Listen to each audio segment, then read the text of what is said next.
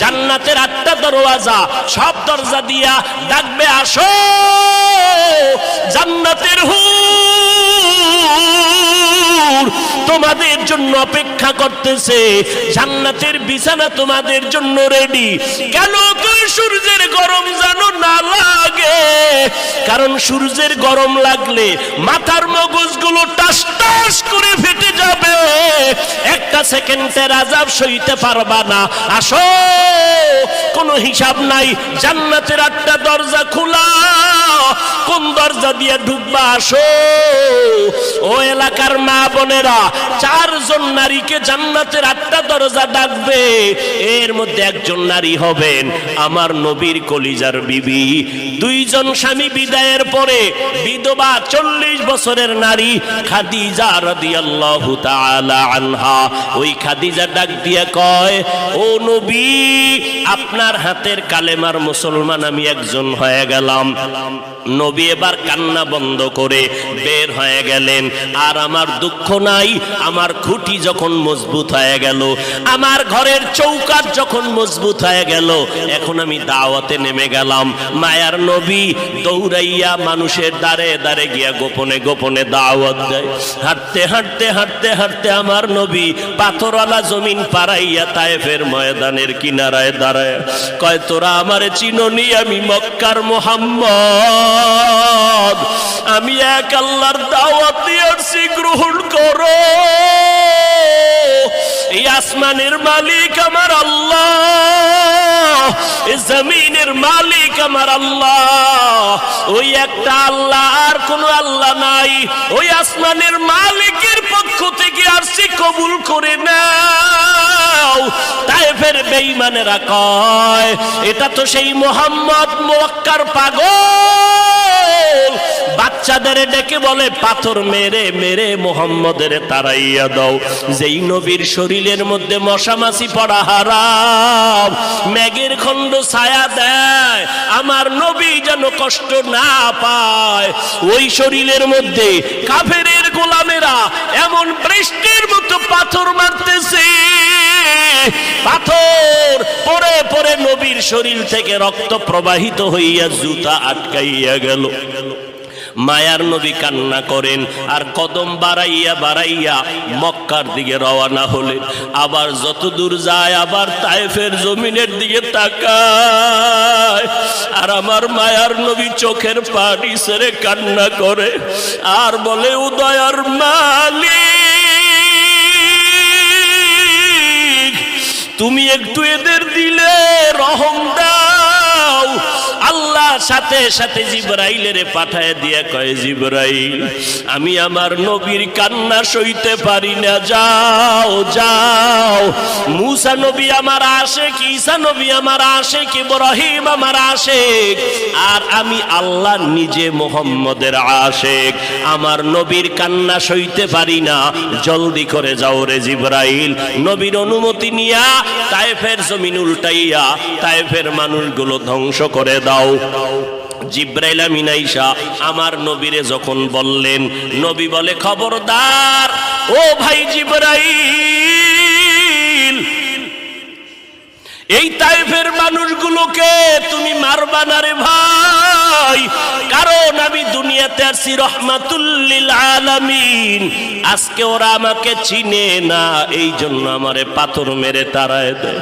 ওরা যদি জানতো আমি মুহাম্মদকে, ওরা তো জানেন আমি মুহাম্মদের বাবা নাই, ওরা জানেন আমি মুহাম্মদের মা নাই, আমি মুহাম্মদ বড় অসহায়। ওরা যদি জানতো আমারে মোহাব্বত করে ওরা আদর করত, পাথর মারতো না। ওরা চিনে না, এই জন্য আমাকে পাথর মেরে তাড়ায় দিতেছে। একদিন যদি কবুল করেন আমার আল্লাহ, ওদের দ্বারা কালেমার খেদমত হবে জমিনের ভিতরে, ওদেরকে মারা যাবে না। ও জিবরাইল, এদের উপরে কোনো আঘাত করিও না। আমার মায়ার নবী রক্ত পড়ে জুতা আটকায় গেল। আম্মা জান আয়েশা রাদিয়াল্লাহু আনহা বলেন, ও মুসলমান নবীর আশিক, আমার নবী আদর্শ কায়েমের জন্য রক্ত ঝরাইলেন, পেটে পাথর বাঁধলেন। ও নবীর উম্মতের দল, আজকে সেই নবীরে গালি দেওয়া হয়, ওই নবীর অপরাধী বলা হয়। তুমি নবীর আশিক উম্মতেরা চুপ কেমনে থাকো রে বাবা? মুসলমান সন্তানেরা, যুবকেরা, আজকে নবীর আদর্শের টুপি লাগাইলাম, দাড়িটা লম্বা করলাম, লম্বা জামা পরলাম, কই আমাদের খানাও বন্ধ হয় নাই, আমাদের লেখাপড়া স্বাধীনতাও নষ্ট হয় নাই। তোমাকে কে ধোকা দিল? নবীর আদর্শ মানলে স্বাধীনতা থাকবে না। ও বাবা, তোমার আমার মতো হুজুর না, তোমার লাইনে নজর করে দেখো, তোমার মতো যুবক স্কুল কলেজে পড়ে এক বেলার নামাজও বাদ দেয় না, দাড়িওয়ালা নামাজি ডাক্তার প্রফেসর ইঞ্জিনিয়ারের অভাব নাই। বাবা বলো, তুমি কেন পারবা না? ও আল্লাহর বান্দারা, তোমার আমার মতো যুবক তাকায়া দেখো, ড্রাইভারি করে নামাজ বাদ দেয় না, তুমি কেন পারবা না? তোমার আমার মতো কত ব্যবসায়ী জেনারেল লাইনে পড়েছে, এক টাকাও হারাম খায় না, এক বেলার নামাজও বাদ দেয় না, কোটি টাকার মালিক, ব্যবসা করে, অভাব নাই, তুমি কেন পারবা না? মনে মনে কি ভাবছো আলেমদের কথা মিথ্যা, আল্লাহর কোরআন মিথ্যা? না রে বাবা না।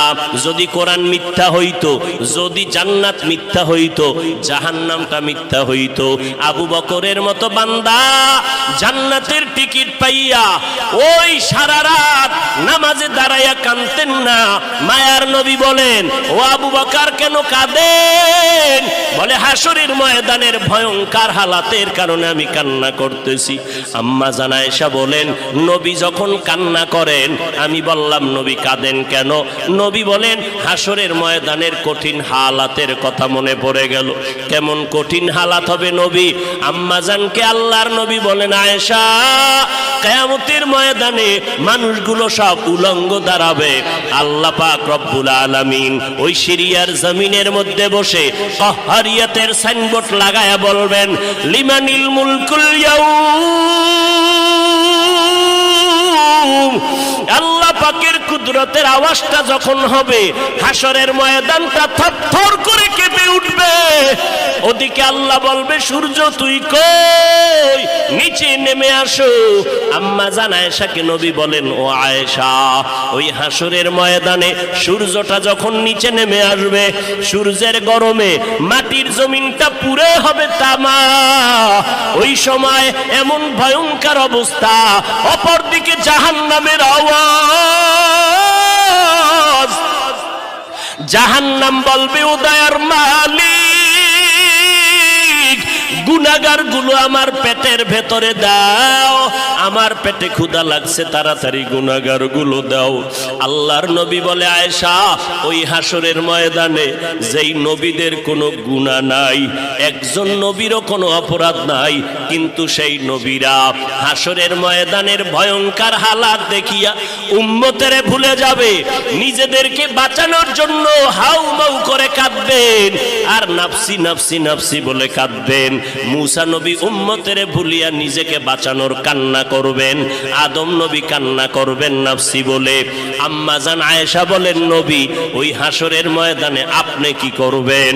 মায়ার নবী কাঁদেন আর বলেন, আয়েশা, ওই কঠিন সময় আমি মাওলার কাছে সিজদায় পড়ে কাঁদব। ওই সময় আমি আমার নিজের জন্য চিন্তা করব না, আমি কেঁদে কেঁদে বলবো, আমার উম্মত গুলো কই? ও আল্লাহ, আমার উম্মত গুলো জান্নাতে দাও। একটা উম্মত জাহান্নামে গেলে আমি মুহাম্মদ জান্নাতে যাব না রে আল্লাহ।